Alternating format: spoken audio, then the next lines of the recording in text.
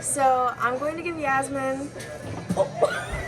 I'm going to be giving Yasmin an unedited excerpt, one of my favorite excerpts, whatever, from my draft 0. So I'm gonna get your reaction, okay? Keep it real. Nico was strung above the chasm. His blood-stained wrists ached as they rubbed against the tattered rope. The fear in his eyes dissipated. He was too tired to be afraid. His head laid limp as his sharp chin tucked into his scaly chest. It was then that the memories I had tucked deep, forcing them to leave me alone all day, broke free and soared like seagulls through my mind. He was a boy, not too much younger than me. We had a connection, although we never made it clear what it was. We welcomed the ebbs and flows of it, especially when they brought us back together. It wasn't the scorching summer sun that made me warm. It was him at one time. Anissa grabbed my hand and squeezed it tightly.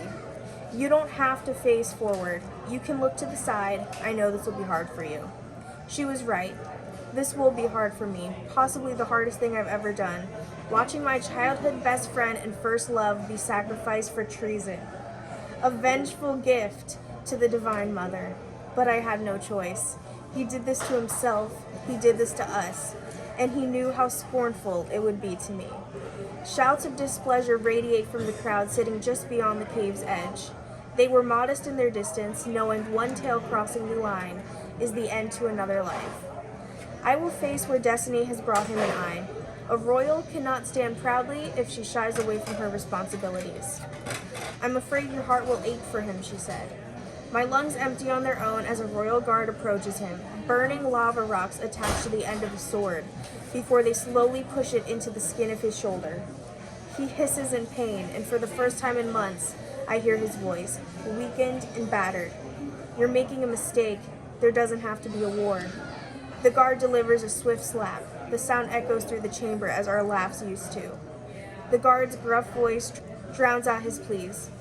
I refuse to take advice on how to protect the sovereignty of our kingdom from a traitor who's barely old enough to marry. Something I don't think I will ever experience now.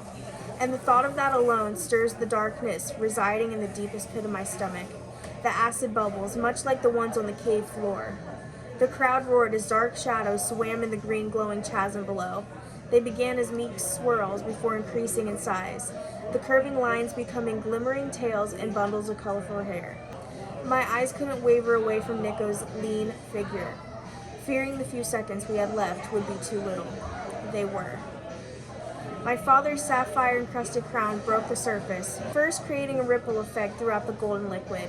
The hollows of his face were sunken in, stressed that someone he trusted deeply must be executed. At last, the golden tips of the royal trident began to poke through the open sea. Our eyes locked, and neither the crowd nor my father had the key. With the slow teeter of my tail, I inched forward, taking in his scent. His usual sweet musk had been interlaced with chemicals and unfamiliar remains of the human world. His voice came out now in a slow and steady whisper. Don't forget that I will always love you. I will always crave you. I have since the last time we were young, and I will continue in death. He pushed against the restraints, using the last of his energy to place a kiss on my forehead. My death won't be the most painful thing to happen to me in this life. His face blurred as tears brewed in my lash line. I blink away. What is?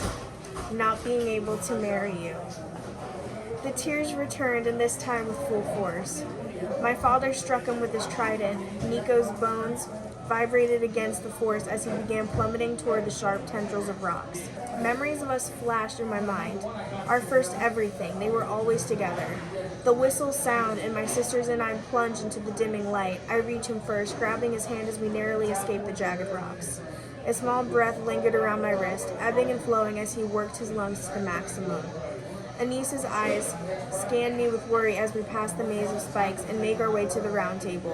A stone table sat in the middle of the cave, and inscripted onto it were symbols for each zodiac sign and their constellation. In the middle, rather than the sun, was the moon in all of her forms. The beams of silver light barely poked through where we were, but on any other full moon, it would have been Nico and I, basking in the surface somewhere. My hands refuse to let go even as his body hits the table.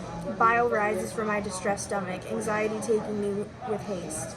The nasty substance is sticky and thick in the back of my throat, and they come out as words, tumbling and spilling all over, in front of Roshni, in front of Anissa. I love you. It was all I could say. I said it over and over as if it were a new question every time.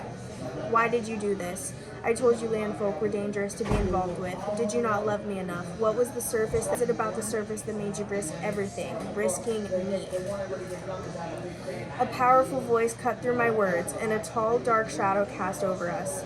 I forced my eyes to look away from him. My father positioned himself a few feet above us and glared. Part of me wanted to beg for mercy. He was only a curious soul, but I'd run the risk of being torn apart myself. Daddy, I don't want to do this. Roshni quivered. Her eyes widened and are glossy with mist. You will. It is our duty to protect our people, and we must prove that we will do anything.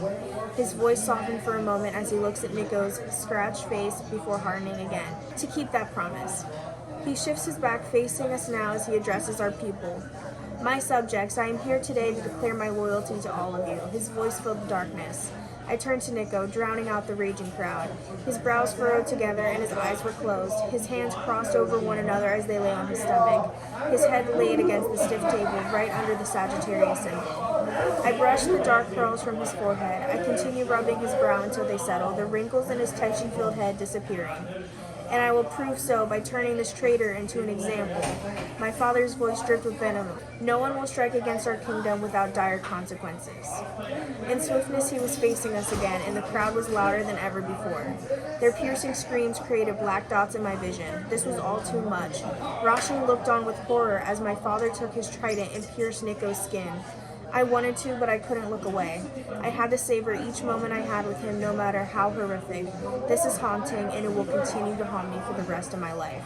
Rivers of red danced in the air as it streamed from holes in his body. His chest raised and deflated hurriedly, as if he were chasing air. His hands knotted into tight fists, and his tail smacked against the table on impulse. Each groan of pain, my heart hardened more than it already was, and the area resting between my ribs began to stir. Screams rose as the trashing and piercing of this trident continued. They battled it out, precious metal to worn skin. I exhaled deeply, trying to calm my pulse, but it beat with the intensity of a hurricane.